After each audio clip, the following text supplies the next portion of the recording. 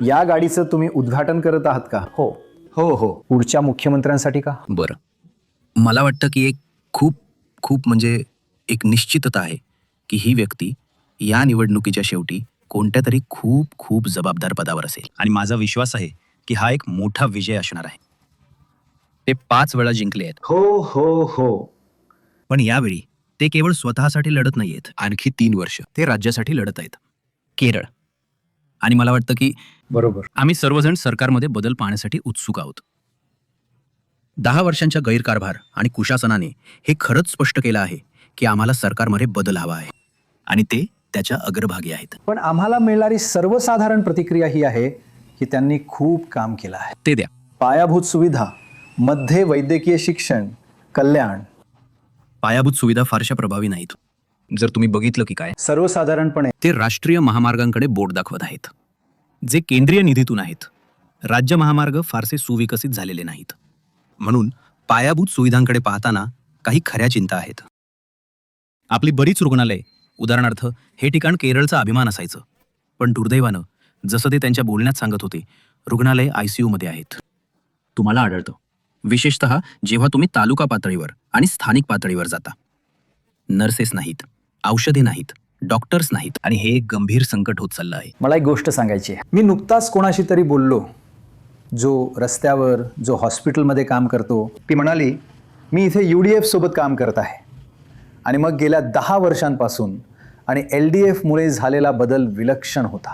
त्या हॉस्पिटलमध्ये खूप सुधारणा झाली आहे. बरं, मग ती एक भाग्यवान बाई, कारण तिथे खूप ते राजकीय नाही. अशा अनेक इतर बायका आहेत ज्यांना तसाच अनुभव नाही. आणि तुम्हाला माहित आहे, आमच्याकडे एकामागून एक घोटाळे झाले आहेत. कोणीतरी महिनोन-महिने रुग्णाच्या शरीरात एक कात्री सोडून देतं, कोणीतरी महिनोन-महिने रुग्णाच्या शरीरात दुसरं काहीतरी सोडून देतं. आमच्याकडे 2 रुग्णालयांमधील अतिदक्षता विभागांमध्ये आगी लागल्या आहेत. पण मला सांगा, लोक तुम्ही तुमचा प्रचार करत असताना तुम्ही त्यांच्या सकारात्मक गोष्टींचा प्रतिवाद इतर सकारात्मक गोष्टींनी करत नाही आहात. तुम्ही अफवांबद्दल बोलत आहात की ते भाजपसोबत युती करत आहेत, त्या सगळ्या प्रकारच्या गोष्टी. नाही, आमच्याकडे एक खूप सकारात्मक संदेश आहे. खरं तर माझं आजचं संपूर्ण भाषण फक्त केरळच्या भविष्याबद्दल होतं आणि त्यांनी त्यांच्या भाषणात तेच प्रतिध्वनित केलं. मुळात आम्हीच एकमेव आघाडी आहोत जी भविष्याबद्दल बोलत आहे. हे लोक भूतकाळात अडकले आहेत, त्यांच्या खऱ्या किंवा काल्पनिक कामगिरीचं गुणगान गाण्यात. आणि साहजिकच त्यांच्या अपयशांना, त्यांच्या भ्रष्टाचाराला, त्यांच्या अत्यंत लज्जास्पद शबरीमाला सुवर्ण घोटाळ्याला आणि या सगळ्याला उत्तर देण्याची आमची जबाबदारी आहे. जेव्हा आम्ही त्यांची मुलाखत घेतली तेव्हा त्यांनी खूप डेटा दिला. हो, पण मला खात्री नाही की ते प्रचारात त्याचा वापर करत आहेत. माफ करा उमा. हो, तर मी म्हणत होते, मला वाटतं तुमच्या दोघांच्या भाषणांनी या प्रचारातून लोक काय अपेक्षा करू शकतात याबाबत बरेच सकारात्मक संदेश दिले. पण एक टीका अशी आहे की निवडणुकीपूर्वीच नावं, अर्थातच डॉक्टर थरूर यांनी मुख्यमंत्रीपदाच्या शर्यतीतून स्वतःला बाहेर ठेवलं, जरी त्यांचं नावही चर्चेत आलं होतं. पण त्यामुळे काही प्रमाणात गोंधळही निर्माण झाला, नाही का? आणि विलंब, कारण की तुमच्या खासदारांना निवडणूक लढवायची होती वगैरे. मला विचारताय की तुम्हाला? नाही, बघा, माझं मत असं होतं की, आणि मी त्यांच्यापैकी एक नव्हतो, पण ज्या खासदारांना निवडणूक लढवायची होती ते सर्वच चांगले लोक आहेत. आणि खरं सांगायचं तर त्यांनी संभाव्य विजयाचं रूपांतर निश्चित विजयात केलं असतं.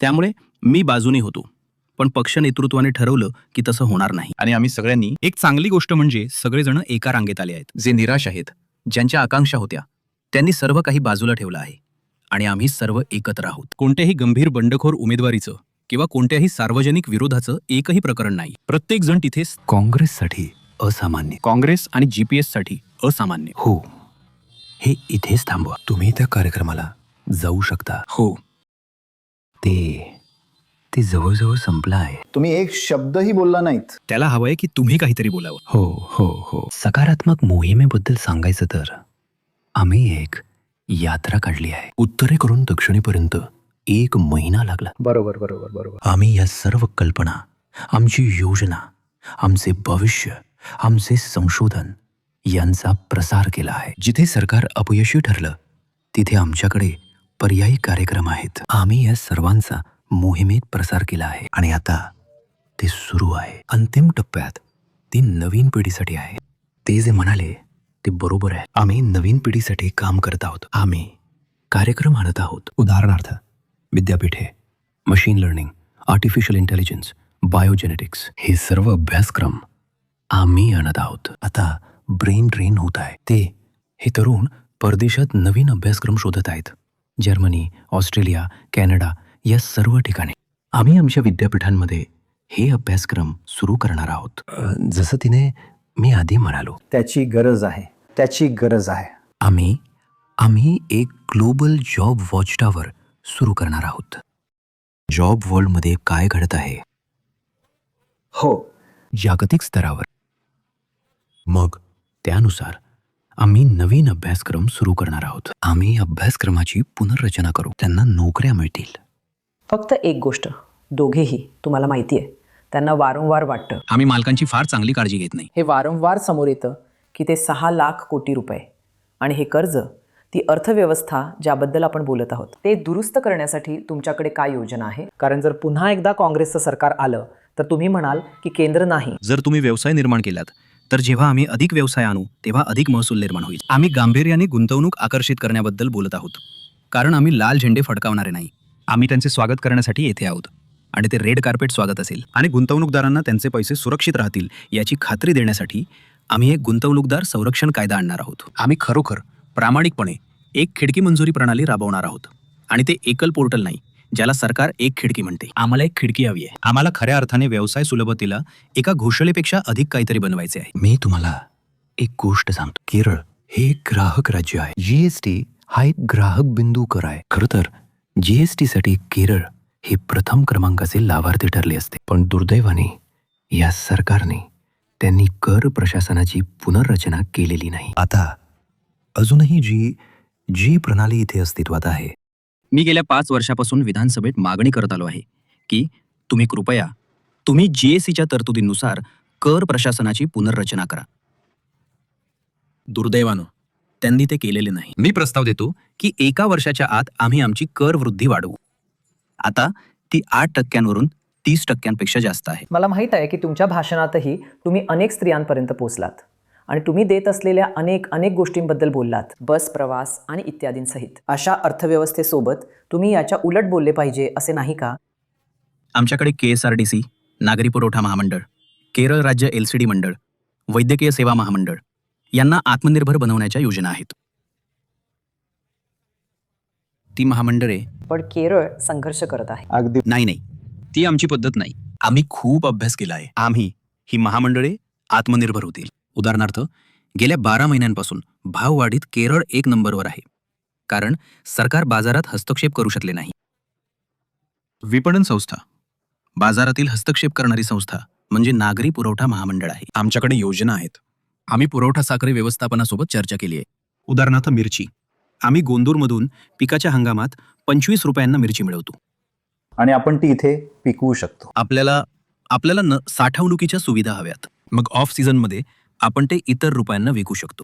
ते एक पुरवठा साखळी व्यवस्थापन आहे. अगदी बरोबर. आम्ही नागरी पुरवठा महामंडळात सप्लाय चेन मॅनेजमेंट सुरू करणार आहोत. सामाजिक आघाडीवर. हो.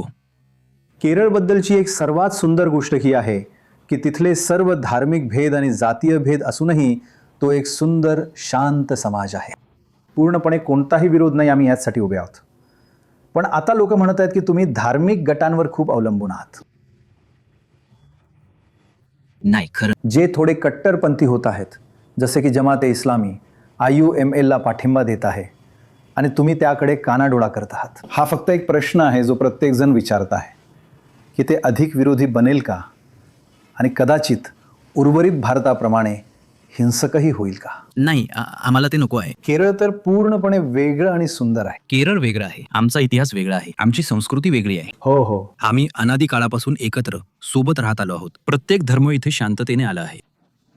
एकही जण तलवार घेऊन आला नाही. हो. ज्यू आले जेव्हा ते बॅबिलोनियन आणि नंतर रोमन लोकांपासून पळ काढत होते. ख्रिस्टी सेंट सोबत आले. थॉमस द डाउटिंग थॉमस, मी तो धर्मदूत. इस्लाम एक आक्रमक धर्म म्हणून नाही, तर माझ्या त्या लोकांच्या द्वीपकल्पातून आलेली बातमी म्हणून आला, जे 1000 वर्षांपासून अरबी समुद्र ओलांडून व्यापार करण्यासाठी, स्थायिक होण्यासाठी, लोकसंख्येत मिसळण्यासाठी आणि दरवर्षी परत जाण्यासाठी येत होते.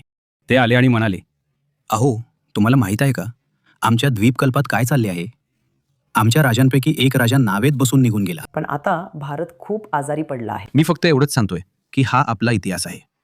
आणि आम्ही हा इतिहास नाहीसा होऊ देणार नाही. दुसरे म्हणजे पण वर अवलंबून ते आणि मी दोघेही अशा मतदारसंघातून येतो जिथे तुम्हाला तिन्ही धर्म एकत्र नांदताना आढळतात. त्याच्याकडे मंदिरे, मशिदी आणि चर्च आहेत. माझ्याकडेही तेच आहे. म्हणजे माझ्या मध्यवर्ती केरळच्या राजधानीत पालयम स्क्वेअरमध्ये तुम्हाला हे भव्य सेंट दिसेल, जोसेफ्स कॅथेड्रल, सर्वात मोठी मशीद पालयम जुमा मशिदीच्या थेट समोर, आणि अगदी त्याच्या शेजारी सर्वात जुने आहे. पण मी तुम्हाला काही डेटा देतो. हे केरळ आहे. आम्ही हे सोडून देणार नाही. नाही, पण मी तुम्हाला डेटा देतो. तुम्हाला दुप्पट 2 पट मिळाला आहे. LDFच्या 30% तुलनेत 60% ख्रिश्चन आणि मुस्लिमांमध्ये. हो. ते तुम्हाला सरकारमध्ये ठेवत आहेत. का नाही?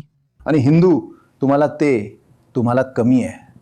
LDF पेक्षा खूपच कमी. तर तुम्ही मुळात टिकून राहण्यासाठी 2 धर्मांवर अवलंबून आहात. ते पूर्णपणे योग्य नाही, कारण हिंदू मतांशिवाय आम्ही नसतो. नाही, पण तुम्ही निवडूनही आलेले नाही. म्हणजे हे दोघे जे तुम्हाला खरोखर टिकवून ठेवत आहेत. मी म्हणेन की आम्हाला अल्पसंख्याकांचा विश्वास मिळवल्याचा आनंद आहे, कारण कोणत्याही समाजात अल्पसंख्याक आणि इथे अल्पसंख्याक 45% आहेत. 47. तर मला हे सांगू द्या की अगदी बरोबर.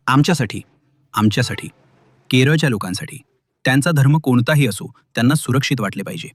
राज्यात आणि राज्याच्या भविष्यात त्यांचा वाटा आहे असे त्यांना वाटले पाहिजे, आणि सरकार त्यांच्या आदराची आणि चिंतांची दखल घेईल असे त्यांना वाटले पाहिजे. आम्ही फक्त एवढंच वचन देत आहोत. एक गोष्ट, या निवडणुकीचे, विधानसभा निवडणुकीचे निकाल हे घोषित करतील की आपले राज्य धर्मनिरपेक्ष केरळ आहे. हे ऐकणं खूप महत्वाचं आहे. ते आमच्यासाठी खूप महत्वाचं आहे. हा कार्यक्रम संपवण्यासाठी ही एक चांगली सांगता आहे. माझा एक आणि शेवटचा आम्ही संपूर्ण देशाला जाहीर करू की आमचं राज्य धर्मनिरपेक्ष आहे. अचाया, माझं एक आणि शेवटचं. मी इथे सरांचे आणि पिनारायणचे आणि इतर अनेकांचे सर्व पोस्टर्स पाहिलेत, आणि केरळमध्ये त्यांच्यात एक गोष्ट समान आहे. तुम्ही सर्व हसत आहात. तर निवडणुकीसाठी आम्हाला एक स्मितहास्य द्या. हसण्यासारखं खूप काही आहे. शेवटी त्यांना मत द्या आणि UDFला मत द्या. मोठं स्मितहास्य. खेळत आहे.